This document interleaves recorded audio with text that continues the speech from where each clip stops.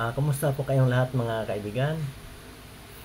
Lalo na sa taga-subaybay sa aking channel. Isang mapagpalang umaga sa ating lahat. Ano ngayon ha? December 1, 2024. Ibig sabihin kaya tayo nakapula. Ano na? Ano ba ang bilang? 25 days. Pasko na. Kasi 1 ngayon 24, 24 days, Pasko na. Kumusta po ang lahat? Sana nasa mabuti kayong kalagayan. Alam niyo, ng aking channel, lagi po akong gusto magbibigay payo para makatulong sa kapwa. Kahit nakakaburing man ito, pagtiyagaan nyo na, ayanuhin nyo yung saya-saya kung wala naman kayo makukuha ang aral. Dito na kayo sa kahit na maburing kayo, may makuha kayong aral. Mag-ingat po dyan sa Bicol, Samar. Wala pong bagyo ngayon pero huwag kayong pakampante kasi nakikita ko doon sa pinapakita doon sa Pag-asa, yung kaulapan ba, yung kulay pula. Andyan po sa Bicol area. Alam niyo kadadaan lang dyan ng mga bagyo, ibig sabihin yung mga lupa dyan malambot pa. Kaya po mag-ingat po ang lahat. Ibig sabihin galing ang lupa kasi galing sa mga dumaan ng mga bagyo, malambot pa yan. Tapos ngayon kampante kayo dyan at matindi ang mga pag-ulan dyan. Bicol, Quezon Province. Dito kami sa Laguna, ambon-ambon lang. Alam niyo mga kaibigan, kaya binanggit ko itong walang bagyo, walang low pressure pero maulan. Yan daw po, ayon sa Pag-asa, ayon share line. Kung noon pa, panahon pa ni Mang Tani, kung tawagin yan ay buntot ng cold front. 90s yan kaya yun, parang share line ang tawag. Ibig sabihin, magsalubong ang hangin ng amihan at yung sterlis, yung mainit na hangin. Yun po yung magsasalubong, kaya po magkakaroon po ng mga pag-ulan. Kaya po, kaya ko binanggit ito. Maalala ko nung di ko lang po basta 90s po yon yung nangyari dyan sa Ormoc City. Kung maalala ninyo, ang dami pong binawayan ng buhay nung kalamidad na yon mga kaibigan, kasi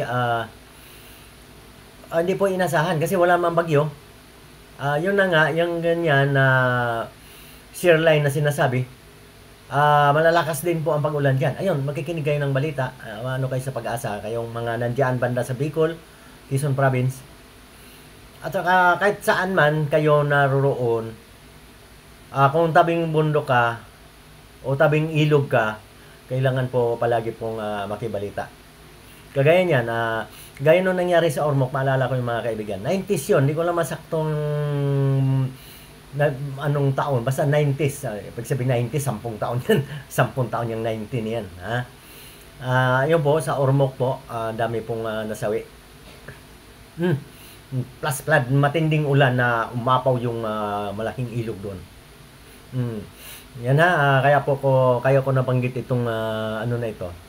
Ayaw ko lang magpakita ng yung ayaw ko kasi yung baka makaperate pa ako yung screenshot ko yung doon sa Pag-asa. Kasi po ang aking channel pinipilit ko talaga na organic. Maraming salamat unti-unti na ring dumadaming aking follower sa page. Ayan, dalawa yan. Page, profile. Pero ang profile ko, yun yung muni na ako sa ads on reel. Pero hindi pa rin nakasweldo kasi alam nyo naman, mababa ang bigayan ngayon. Pero laban lang tayo, nangarap maging vlogger. Baka malay nyo, makasweldo din tayo. Di ba? Ayun yung babala dyan Samar. Basta dyan, Bicol. Samar kasi magkadikit lang yan Quezon Province. Mag-ingat po sa matinding ulan Baka kasi kampante kayo, wala naman bagyo, wala naman low pressure, pero kaya inuulit-ulit kong pinaalaala nung nangyari sa Ormoc City, sa Leyte po. Kung hindi kayo maniwala, isi-search niyo sa YouTube kung anong nangyari doon. Noon 99 80s, 90s. Hindi ko lang mabigay ang saktong taon. Sige, papunta na tayo sa, ano bang tawag nito? Sa mga pagbablog.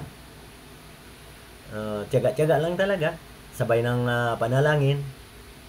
Kasi mahirap talaga ang labanan ngayon. Binabati ko na lang lahat ng mga follower. Hindi ko na maisa-isa. Yung sa page ha, salamat. Pumunta na rin kayo sa page. Ang palatandaan nyo mga kaibigan, pag sa page, itong isang kong cellphone kasi ano yan, luma, medyo malabo. At saka kung makikita nyo yung follower doon, kukunti lang 500. Pag sa profile, kulang-kulang 4,000. Sana nga, kaya ako dito nag-a-donate ako sa page kung mamuni man ako dyan sa ads on reel, saka sa bonuses. Ayun, malaking bagay po yung bonuses. Kahit pa paano, magkaipon-ipon tayo ng pera at para naman makabigay din tayo sa mga nangangailangan. Aking kapatid dyan sa Bukidnon, Daniel, anti-istis lang muna. Pero pipilitin ko, may regalo ako sa'yo sa Pasko kasi December 25 ka. Si Wilfredo, December 23. Advance, happy birthday sa inyong, ano ba ito? Pinanganak ng Disyembre, lalo na sa araw ng Pasko. Maraming salamat.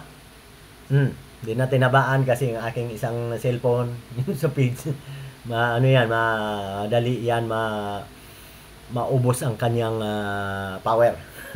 O pag naputol yan, wala na. Maiksi lang kasi ang ano yan. Ibig sabihin mga kaibigan, kaya ako nakapula. Ay, December 1. Panibagong, hindi panibago. Ibig sabihin, December, lalo tayong magsikap para panghanda natin sa Pasko. Hindi naman yung handa na kakainin na natin. Ibig sabihin, paghanda, hindi lang Pasko dapat magdiriwang. Ang ating pagsisikap dapat araw-araw. Kung para sa akin, araw-araw ay Pasko para nandoon lagi ang kabaitan. Sige, hanggang dito na lang.